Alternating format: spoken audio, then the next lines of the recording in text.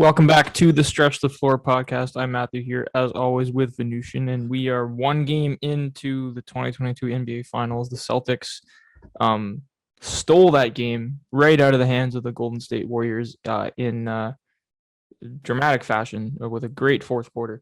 We're going to talk about that today. We're going to talk about our thoughts one game in so far, what we expect to see going forward, and then some offseason talk, free agents, and now that the Heat are out.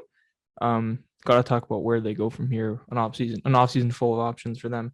But let's start off with the actual basketball with the finals. We've seen one game, big game from Al Horford. We got some foul trouble from Draymond Green.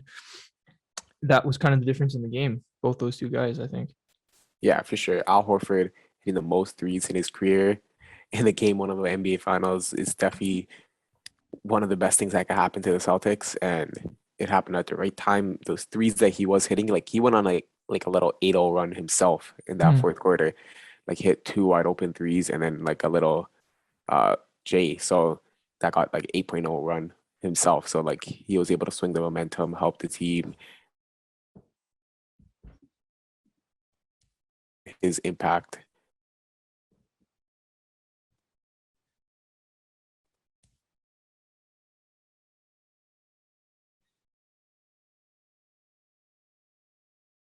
Yeah, his impact was immeasurable. Like it was crazy how much he was putting in and how much work he was able to help. And we even got that little clip of like where he's blowing kisses to his daughters. But you know, the media, they're like always blowing kisses to the crowd and stuff like that. They Yeah. overblow everything. So yeah, it's just fun to see. And another person that you have to mention is Derek White. Like, what a game for Derek White. 21 points and 5 for 8 from the three. And this is a guy that's just he's been awful at shooting the three since he came to the Celtics. Just awful. Like he hasn't been able to find it. And when it mattered most, it was going in. And him and Peyton Pritchard at like the start of that fourth quarter were literally looking like MJ and Scotty. They look like an unstoppable duo. They're just going off. And you know, the role players of the Celtics really stepped up. I consider Marcus Smart like still a high end, very high end role player, but like he was able to provide 18, 5 rebounds, 4 assists, good defense with 4 for 7 from three. Exactly what you want from him. Al Horford was able to provide 26, 6 and 3 to 6 for 8 from the free throw line, and Derek White 21, 5 for 8 from the free throw line. And this is all to make up for Jason Tatum, who had a horrible shooting game. So when you could win a game and Jason Tatum has 12 points, you're in a really good spot. And the person I didn't talk about, Jaylen Brown, he was, as usual, good game, good scoring, good defense, 24, 7, 5, very good game. But yeah, these role players stepped up when the Celtics needed them, and it was a fun game to watch.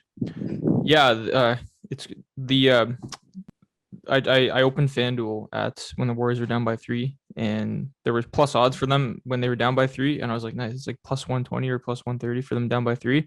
Yeah. I put $10 on them, and then Horford 3, Horford 3, Horford 2, and that was the game pretty much. Yeah. So Horford really iced the game for them in the fourth quarter. But yeah, like with Derek White, crazy game. Peyton Pritchard, didn't expect that.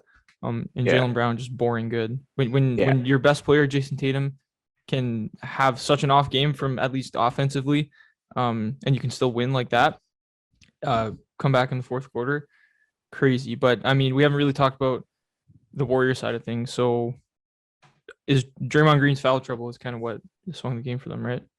Yeah, like people are gonna be like, "Oh my God, Draymond Green was so like off." It's so easy to notice offense, like compared to defense, right? And Draymond Green is just he's just not a good offensive player. Wide open threes, the occasional layup here and there, and like he'll just miss bunnies, like Free easy throws. shots. Yeah. But at the end of the day, he's like one of the best defenders in this new generation with no hand check and everyone being fluid motion, all that stuff. He's one of the best defenders. And if you look at his boss plus minus, he's even. He's 0. And they lost by what? 17? They lost by a margin of 12. And he's even. So that just shows how impactful he is on the defensive end and how much like he could stop momentum, as in like he could slow the game down. He could tell people to get into sets, because there are certain times where like people were just running up and chucking threes. It felt like Curry was just running up, chucking 3. Clay was just running up, chucking a 3. Poole was just running up, chucking a 3. Like Curry was just driving into like three people and throwing it up, like which is completely what we don't expect from him, right? Yeah. Like these are the guys that have been to what, 6 finals.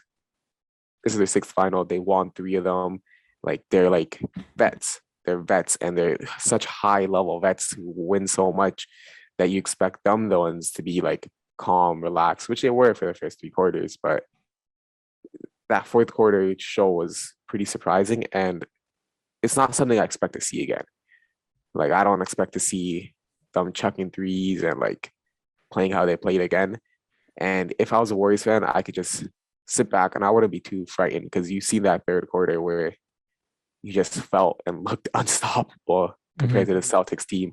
And you just know, like, all right, if Draymond hits a couple of those threes, if, Curry and like Clay actually get into the offense beforehand and stuff like that. And if Derek White doesn't shoot 5 for 8 from 30, if Al Horford doesn't shoot 6 for 8, and Marcus Smart doesn't shoot 4 for 7, like if these 3-point shooting performances don't happen again, we blow this team out. So like we could win a game where this 3-point shooting doesn't happen. We can win a game where we just play better, right? So there's just so much avenues for the Warriors to win that they're happy. And the Celtics are obviously happy because they just won a game when their best player played horrible. So they're like, all right, if Tatum plays better and we already won by 12, how much more can we and easily can we win this game, right? So both teams should be excited and still faithful that their team could win going into game 2. I agree. Although as a Warriors fan, it feels like at home, and then being up in the game and Jason Tatum not playing the way that he can, letting that game slip and kind of giving the Celtics a head start in the series and home court advantage for the rest of the series is not ideal. But I mean, yeah, I do expect this team to rebound. If Draymond Green can stay on the court, like you said, I fully expect them to win, even with Jason. Like Jason Tatum will probably play better, but I don't expect Horford to play that well again. He might, but or Derek White or Derek White. So, if it's more of just a Jaylen Brown and Jason Tatum type of centric game, and we don't get these crazy performances from the role players, then I do expect the Warriors to win. But hey, 1-1 series going back home for Boston is big W. That's a big W for them for sure. Yeah. And one thing that's good to notice is Andrew Wiggins played pretty good defense. So that's good for Canada, good for the Warriors. And I always like it when he plays good defense because we know what he could do offensively. He's where he averaged 20 and even dropped 20 this game. But when he does something defensively like that, like it's pretty exciting to see. Yeah, totally. But yeah, game 2 is tonight. Can't wait to see that game, and it looks like it's going to be a pretty good back and forth finals. Might be 7 games, which is exactly what we want. Which is exactly neutrals. Yeah. Yes, exactly. Okay, let's talk about the team that the Celtics eliminated in the conference finals. The Heat, who I think were both of our picks to go to the finals did we pick Bucks? I don't know. We had the Heat at least. We had them in the conference finals, which they were, but I think we expected a little more out of them. But they did run into some injury trouble, and they find themselves in kind of an interesting offseason position with a lot of options and maybe options to really shake things up. I know we're gonna get into that now. So let's just talk about what their offseason looks like. Jimmy Butler obviously is a mainstay there, but Kyle Lowry, 28 million next year, 29 million the year after that. Could he be on the move? Could Duncan Robinson be on the move with that 17 million salary? Yeah. Do they need to shake things up here? Does Tyler Hero reportedly wants to start, and he thinks he's earned it, which he probably has because he was the runaway 6th man of the year this year. So what does their offseason look like? At the end of the day, they lost a trip to the finals by 1 3-pointer. And the Celtics are 1-0 up in the finals and might win the championship. So they might have lost the championship by 1-3. And an injury-riddled team, injury-riddled Heat. So you could convince yourself if you're the Heat, let's run it back. Let's load manage Kyle Lowry better. Let's load manage Jimmy Butler like how we did, which worked out pretty well. Hopefully Bam doesn't get a thumb injury midway through, which kind of like upset the momentum and flow a little bit, but they still got the first seed, so it doesn't matter. So they're like, we were the first seed. We lost to the champions by 1 3-pointer in a game 7. Let's just run it back. That could be their mindset, just to run it back, right? Losing to the champions in a game 7, potential champions in a game 7, off one 3-pointer, like you have all right to run it back. But at the end of the day, we know Pat Riley is one of the best GMs, one of the best front offices, and he can notice that Eric Spoelstra and Duncan Robinson aren't, there's a rift between them. And Duncan Robinson had a really good game this playoffs where he hit 8 threes, but it was out of the rotation some games. So we could see him getting moved, and he's probably the most likely person to get moved, like a guarantee moved. Mm-hmm. Another person they're probably going to lose because they just can't afford to bring him back is Victor Oladipo. I think he'll fetch. I think some team will give him like a $15 million deal, like a 1 year 15, or some team will give him like their whole mid-level exception, something like that, and just prime away from the Heat because he showed flashes. He showed flashes of good defense. He showed like flashes of good defense and good offense. Yeah, and he was only making 2.4 mil for them this year, so that's obviously gonna go way up, even if it might not go as high as 15, but 8, 9, 10, 11, 12, something like that. The Heat probably can't afford to bring that back. But so do you think, so Duncan Robinson, I think, is very, very likely to, if there's one guy I had to pick to be moved, it would be him. Kyle Lowry would be he's very interesting because he's going to be 37 next year. Yeah. He did not have a very remarkable season this year at all. Yeah, injury trouble and load management and all that. But I don't know. Do you think you can win a championship with Kyle Lowry making 28 to 29 million on your team? I think you can. And I think it's a question mark because there's teams that are going to offer trade packages for him. Like the Clippers will offer you Marcus Morris, Luke Kennard, give us Kyle Lowry because Kawhi Leonard is pushing for a point guard who can assist. They want to bring Reggie off the bench, so that's a trade that makes sense, and that's the trade I think that will happen. I think Kyle Lowry will get traded for Marcus Morris and Luke Kennard, and then I think then you'll look at the Miami Heat packaging Duncan Robinson and like Luke Kennard for someone else, or Duncan Robinson and Marcus Morris for someone else, like two smaller, like 15 million-ish contracts for someone, like whether that be, add in a sign and trade of Hero and go get Beal, add in the sign and trade of Hero and go get Donovan Mitchell. Those are like the big names that you could get, or add in somehow like add in a pick or add in like Max Stress and go get Jeremy Grant, something like that. But obviously the top ones that are going to be talked about are Beal and Donovan Mitchell. I just can't see those happening because I see them sticking with Tyler Hero. So I don't see those big trades happening.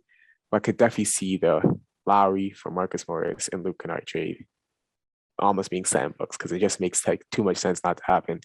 You want to bring in another, grimy power forward who will get into it and, allow PJ Tucker to come off the bench and allow PJ Tucker to have less of a role. You want to get another shooter who could shoot 40% from three, come off the bench and just, do what he does in Luke Kennard. This also allows Tyler Hero to go into the starting lineup because Luke Kennard will accept that bench role. And then from the Clippers' point of view, they've been wanting a point guard. Kyle Lowry is loved by Kawhi. Kawhi has a lot of say in that organization.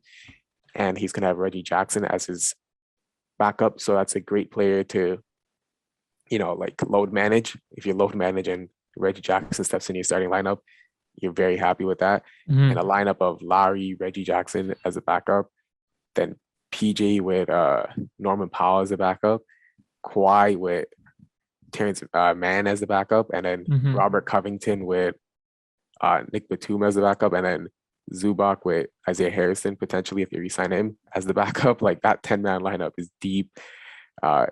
Very, they would want to do that trade. And for the Heat, you get more versatility, you get more size, and you get rid of a long-term contract, a big long-term contract, which is just seems to be always injured. Yeah, we're gonna talk about the top 10 free agents after this, but there aren't like point guards are not widely available at least on the free agent market this offseason. So Kyle Lowry in a trade might be, there might be a lot of suitors for him. The Knicks come to mind. The Clippers are probably the most likely, like you said. But I guess I really like that on the Clippers side. Obviously, on the Heat side, Yeah, I don't know. I think Kyle Lowry, if they do trade Kyle Lowry, it would be the first move of a couple Many. moves, I think, Yeah. because just that trade alone doesn't really move the needle too much for Yeah. them. But then if Duncan Robinson trade happened for a Beal or for whatever, even if it Or wasn't even a Beal, like a Brogdon. Like yeah, you trade exactly. Duncan Robinson for a Hmm. Brogdon, you get in that point guard. You allow Tyler Hero to come in and start. Then you allow Luke Kennard to come off the bench, right? It's just what Hmm. would you have to add with Duncan Robinson to get a Brogdon, right? Like, would you have to add like a pick? Would you have to add a second round pick? How could you get these picks? Because the Heat are pretty strapped for picks. They have traded, I think, most of their picks. The next available pick they have to trade isn't until so they have the 2022. Oh, they could trade the 2022 pick, which is number 27. They have their they could trade the 2023 pick. So they have a couple picks they could work with, this year's pick and next year's pick, and then they could get a potential Brogdon. So that'll be pretty interesting to see. So like Brogdon, Tyler Hero, Jimmy, Marcus Morris, Bam. Off the bench, you have Gabe Vincent still. You have Max Strus. You have Luke Kennard. You have PJ Tucker, and you still have Dwayne Dedman. Like that team's pretty good. That team got younger. That team still great at shooting the three ball. Better offense, I would say, and I think that team is objectively better than this current Heat team Hmm. that was 1-3 away from winning the championship. So yeah, this team can make a lot of changes, and I think they will. Pat Riley's always one of the best GMs.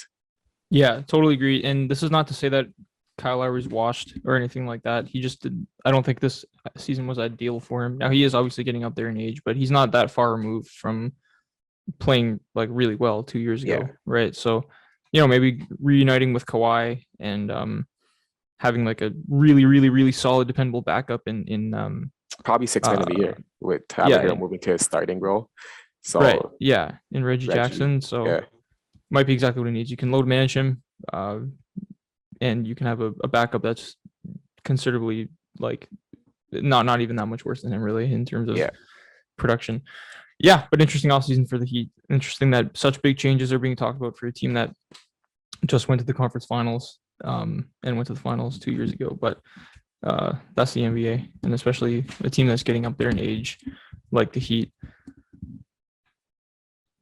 Okay, so let's talk more offseason now. Let's move on to what the free agent market looks like because as we mentioned a couple minutes ago, it's not as exciting as it has been the last couple of years. yeah, Bradley Beal is an unrestricted free agent, right? And then James yeah. Harden's got a player option. Zach LaVine, is he a player option too, or what is he? He's Just unrestricted. unrestricted free agent. DeAndre Ayton is a restricted. Kyrie is a player option. Miles Bridges restricted. Jalen Brunson restricted. Anthony Simons restricted. Yusuf Nurkic is unrestricted. Collin Sexton is restricted. So that's kind of the top 10 that we've put together, what we think is the most notable players. Obviously, there are a couple Yeah, more. But the big names, Beal, Harden, Levine, Ayton, I guess it would be, and Kyrie, we don't know what he's going to do with that player option. He might retire for all we know. yeah. What? So let's just talk in order, I guess. Beal, unrestricted free agent. Bradley Beal. Where do we see him going? So this just goes along with the team that we just talked about. The Miami Heat are the Mm-hmm. only team besides the Wizards that are going to be talked about, just because that's a team that you could feel like could convince Bradley Beal to take a little bit less money to come join them and come win a championship. And the sign and trade would be for Tyler Hero and would be like Tyler Hero plus like a Kyle Lowry to make the cap work, right? And the Wizards would accept that. It's just would they do it, right? Like, can you be able to convince Bradley Beal to take less money? And I think about that, and I just can't see Bradley Beal leaving the Wizards. I just think he's gonna get that super max Mm-hmm. for him and just gonna sign it and be a Wiz lifer.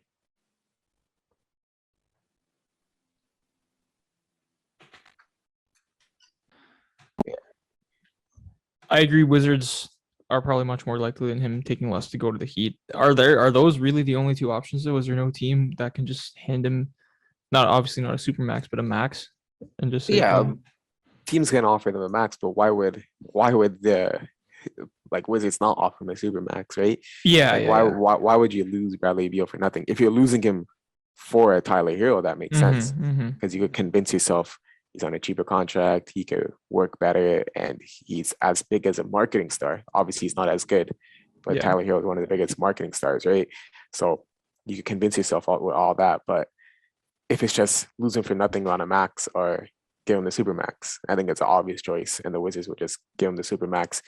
Because if you have him long term, you can still trade him, right? Because what is he going to be making? He's going to be like 46, 47 million, and you could still trade that contract. Bradley Beal is good enough to be a tradable contract at Mm-hmm. 47 million. Mm-hmm. You don't want him making 47 million to win a championship, but Yeah. you could trade him to a team making that money.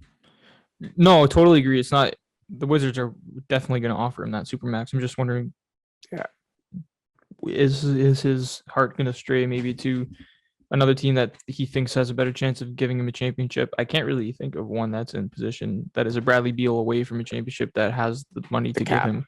Yeah, So yeah, it's going to have to probably be something like that. Just stay home or accept less and go chase a ring. except less means still getting a max. It's just not a super max. Yeah, Yeah, exactly. Okay, James Harden. So he has a player option, and you can never predict what's going to happen with James Harden. So he could decline that for all we know. He could say that he wants to look elsewhere. For all we know, I don't think we've had any reports lately of him. What his mindset is in Brooklyn. But yeah, so I don't think we've had any yeah, reports of what his mindset is in Brooklyn. Do you accept? He's probably not picking up the player option, right? If anything, he'll decline it and then resign. So that yeah, can probably be ruled out.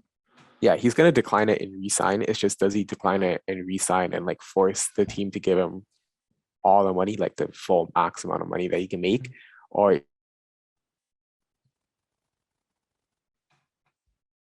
$5 million per year pay cut, right? So if he takes that $4 or $5 million pay cut, it just allows more flexibility for a team. But at the end of it, I don't even want to talk about James Harden that much because he is going to be like 99% likely to be a 76ers to start the season Mhm. next year. What he forces a trade mid-season? Maybe. But to start the season, he'll be a 76er. Yeah. Okay, yep. Let's move on to Zach LaVine, who's pretty interesting. So he's an unrestricted free agent himself. I think the Bulls will probably do whatever they can to bring him back. Yeah. And I do think I would say not a lock, but 98% that he's back on the Bulls. Do you see any other situation that doesn't have him landing back in Chicago? So the teams, apparently the Hawks in Portland are Mm, pretty talked about and mentioned that they are trying to push heavy for Zach LaVine and he has interest in them.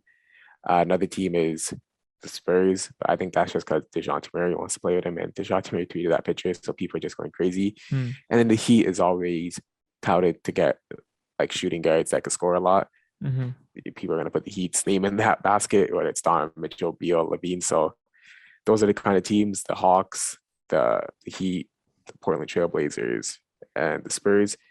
And there's this rumor that he doesn't want to play second fiddle to DeMar DeRozan. I don't think that's true at all because like Zach LaVine is not going to be a 1A when he wins a championship, and I think he knows that. If he goes to Portland, he's going to be second fiddle to Dame.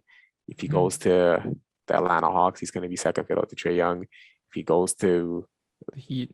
the Heat, he's going to be second fiddle to Jimmy Butler. If he Mm-hmm. goes to the Lakers, which were also rumored, I don't know how they would get him cap wise, but he's also going to be second fiddle to LeBron James.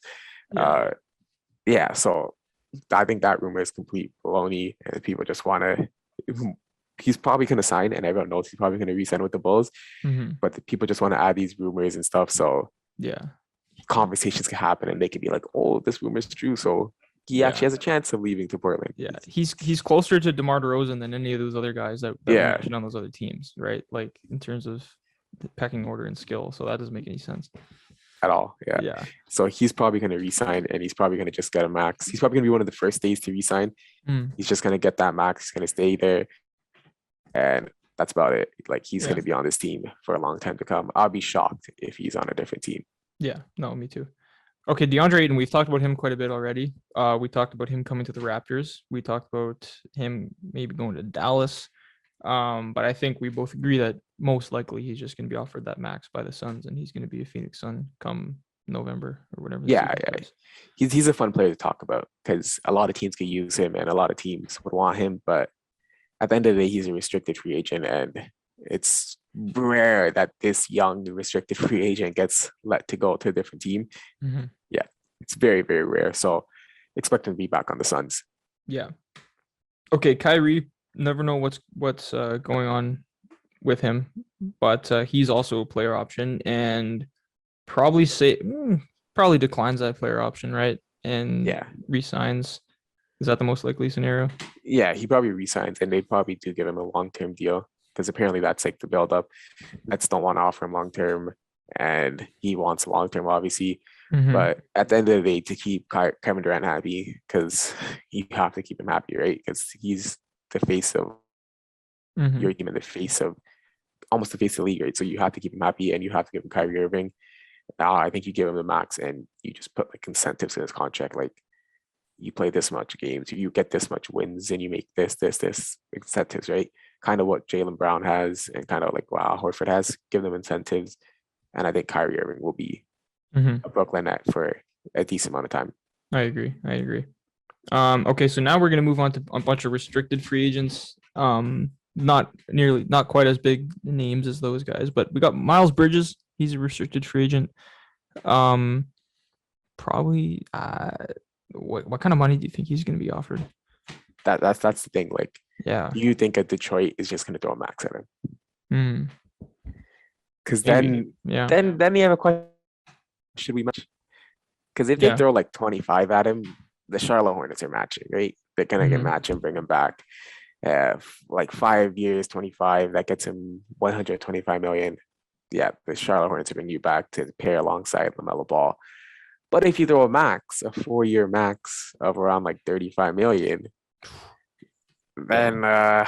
then the Charlotte Hornets are gonna think like, can we do better with that 35 million somewhere else? Like, how do we rearrange this and stuff like that? Hmm. But at the end of the day, it's better to have a player of that caliber, Miles Bridges, who's like a fringe all-star. He was playing at around all-star break on your team on a back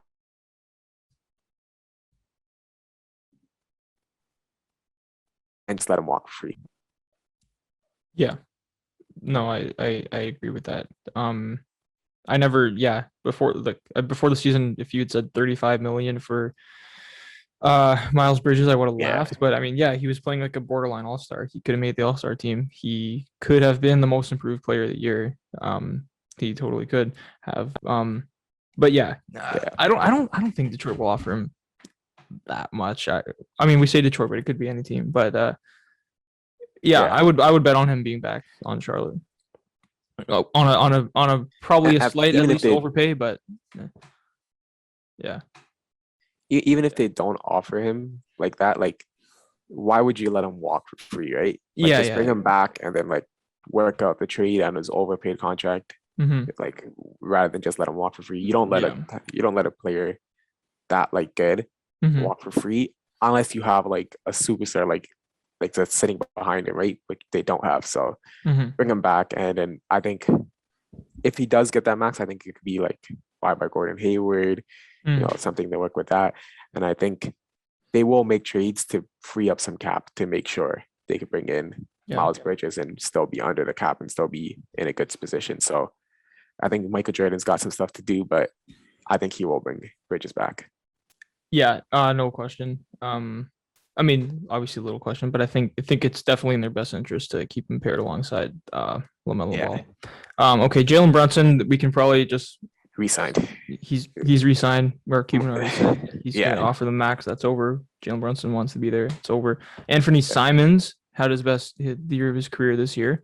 He's yeah. also a restricted free agent. Max for him? No, not a max, No, but no. like 26, 27 million a year. And I think they will keep him because like he's the Dame replacement in case Dame like this next season doesn't work out and Dame Mhm. not ask for a trade, but I think with both teams are like, man, it didn't work out. We couldn't get you those free agents to help you win. I think it's time we Mhm. trade you. Anthony Simmons is a replacement for him. So you don't trade the young replacement. You trade the 30-year-old Right. who's like, at the end of his prime, or not at the end of his prime, but you know what I mean, like Yeah. aging. So you Yeah. trade Dame instead of Anthony Simons. And so I think Anthony Simons will be a Portland Trailblazers 100% next year.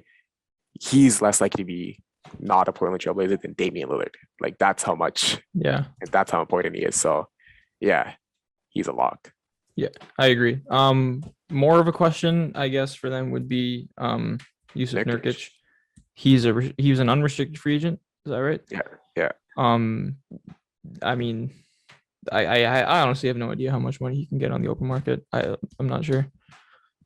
Thing is, I honestly think Mo Bamba is better than him at this Mhm. stage of their career, which people are going to go crazy about because Yusuf Nurkic has played better.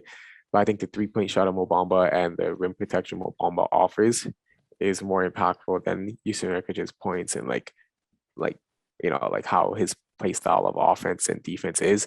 I think Mo Bamba is better. So I think Yusuf Nurkic contract that seems very, very, very like, wow, that's a steal kind of contract when Yusuf Mhm. Nurkic signs. I think you'll only get like that 14 million, 14, yeah. which Rashawn Holmes signed for around like a little bit less than that, like 12 million.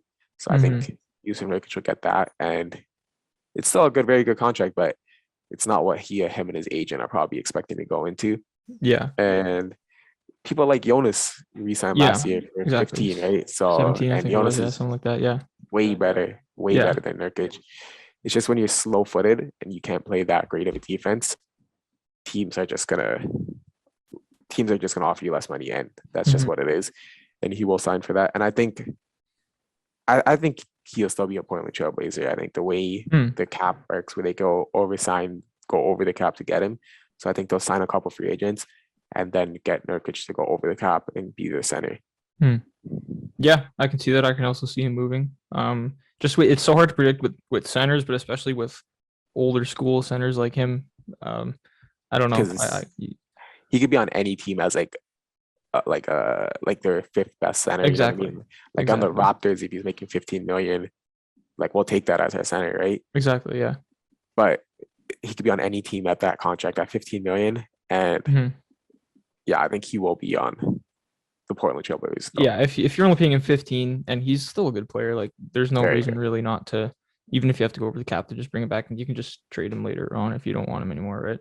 Yeah. Yeah. Okay, last guy before we go, Collin Sexton, also restricted. Uh the Cavs lost him early in the season and went on to have their best season since LeBron was there. Yeah. Um, so how does he factor into their future plans?